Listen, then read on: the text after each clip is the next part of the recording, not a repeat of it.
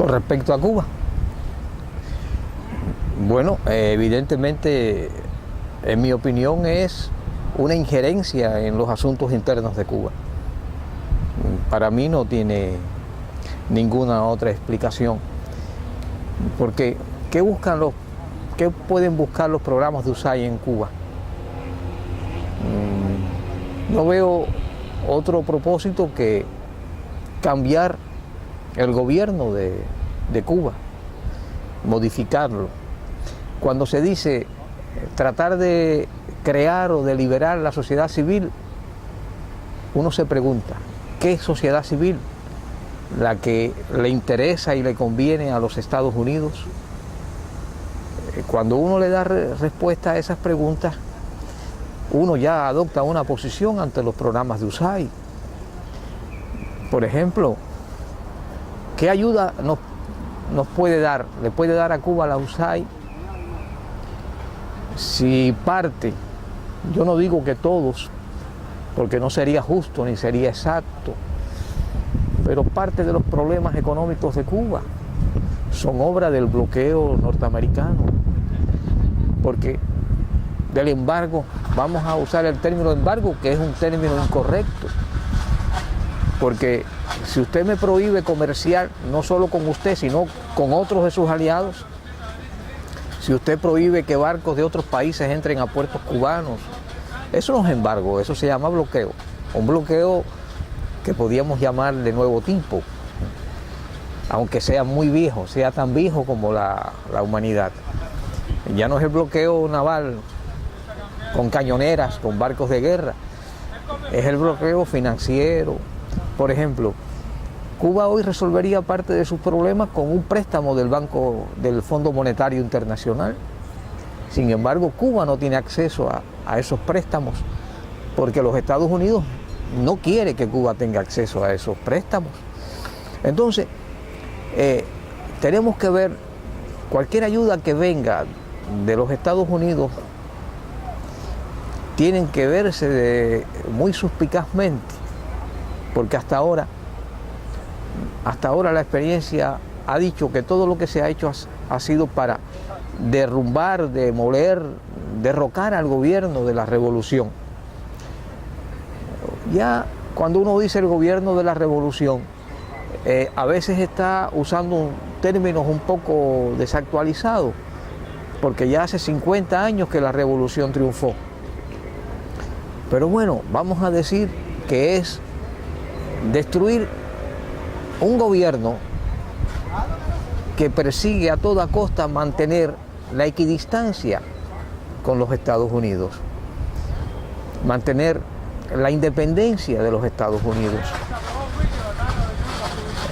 Yo en lo particular, que soy un humilde ciudadano de este país, respeto mucho al pueblo de los Estados Unidos. Es decir, yo me he formado como escritor, como periodista, leyendo a los mejores escritores norteamericanos. Antes de venir para acá, yo acababa de escribir una crónica, ¿sí? Antes de venir aquí, donde estamos ahora usted y yo acababa de escribir una crónica sobre mi experiencia en Cayo Hueso, en Key West, en la casa que Hemingway tenía allí. Y porque para mí fue, estando yo en Miami recientemente, yo tenía que ir a Cayo Hueso por dos razones.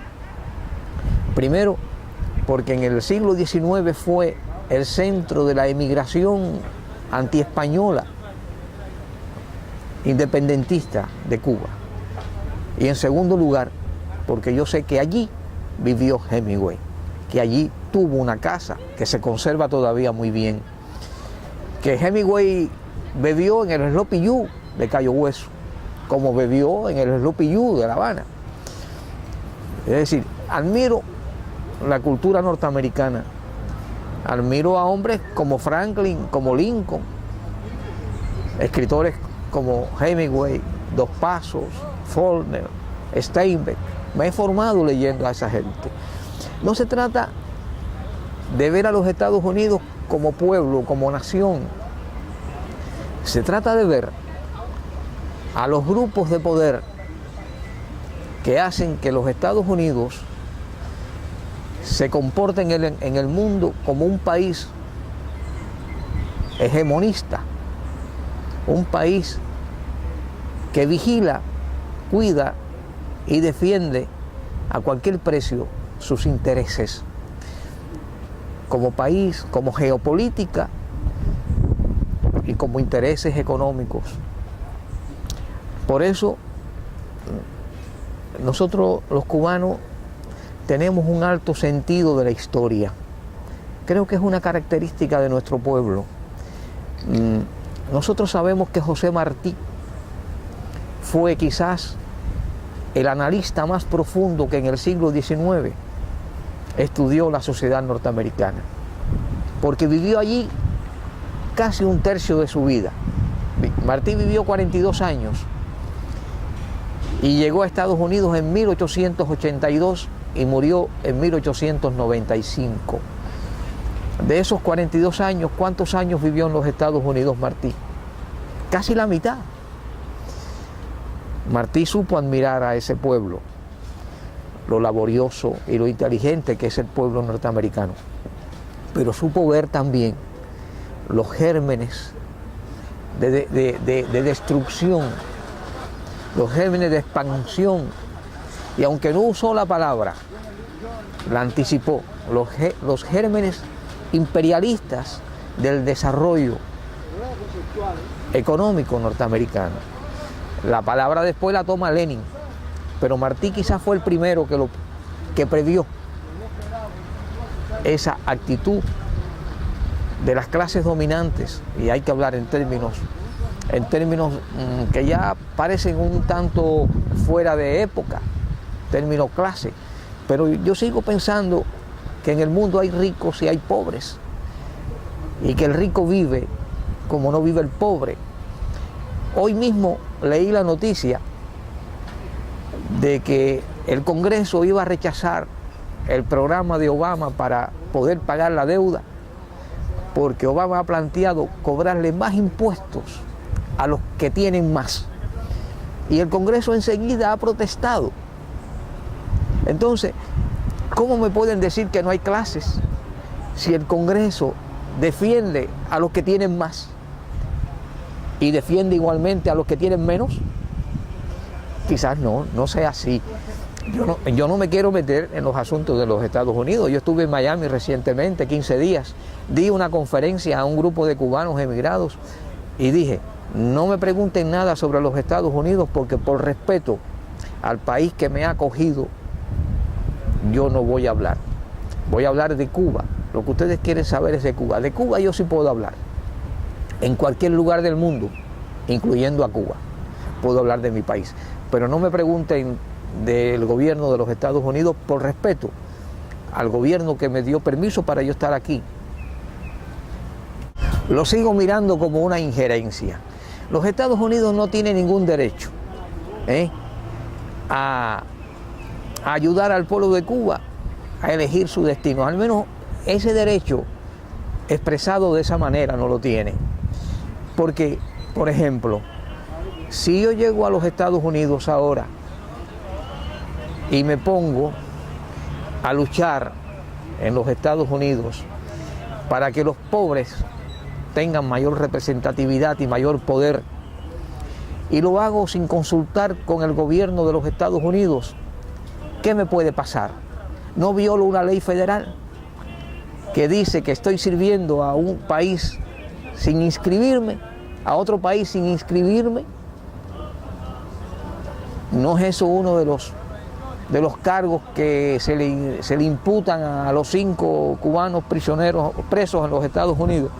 El haber servido a Cuba sin haberse inscrito en el registro según una ley federal. Entonces, ¿cómo es posible, mirando la política desde la visión del hombre común, no del politólogo, cómo es posible que Estados Unidos quiera hacer lo que ellos no permiten hacer en su país? ¿Quieren ayudarnos? La mejor manera de ayudar a Cuba es levantar el bloqueo. Yo Mi actividad durante la Revolución, desde hace 40 años soy periodista. Y antes de ser periodista, hice varias cosas, como hicieron muchos escritores norteamericanos. Antes de ser escritores, fueron hasta barman. Faulkner fue barman o custodio de un prostíbulo, ¿no? Sí. Sí, Faulkner, sí.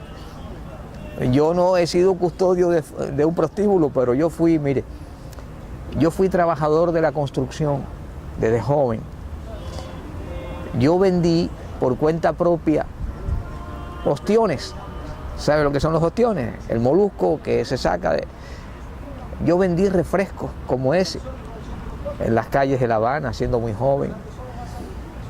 Yo estudié surveying, topografía, fui un surveying.